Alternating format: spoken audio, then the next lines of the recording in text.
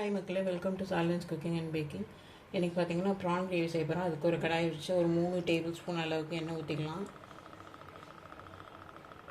எண்ணெய் சூடானதும் பட்டை, லவங்கம், ஏலக்காய், பிரிஞ்சி இலை இதெல்லாம் சேர்த்துக்கலாம்.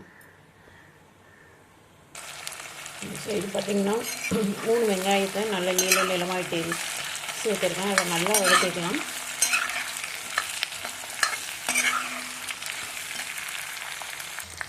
வெங்காயம் நல்லா வதங்கிடுச்சு. இது மாதிரி வதக்கிக்கணும். அப்போ தான் ரொம்ப டேஸ்ட்டாக இருக்கும் கிரேவி.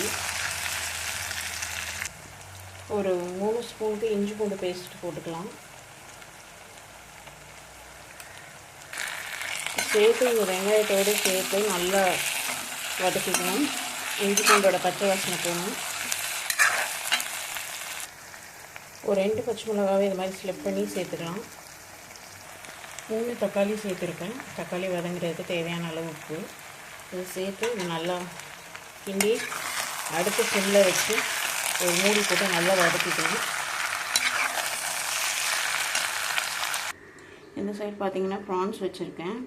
இது வந்து கடல் ப்ரான்ஸு, நல்ல பெருசாக கிலோ 600 ரூபான்னு கிடச்சிது. இது வச்சு தான் செய்ய போகிறோம்.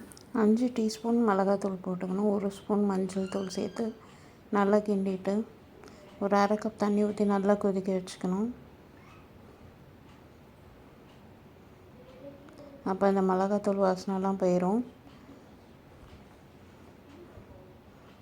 அதுக்கப்புறமா நல்லா மிளகாத்தூள் வாசனைலாம் போய் எண்ணெய் மேலே வந்த பிறகு இந்த ப்ரான்ஸை வந்து சேர்த்துக்கலாம். 5 to 7 மினிட்ஸ் குக் பண்ணால் ப்ரான்ஸ் நல்லா வெந்துடும். ரெடி ஆயிடுச்சு ப்ரான்ஸ் கிரேவி.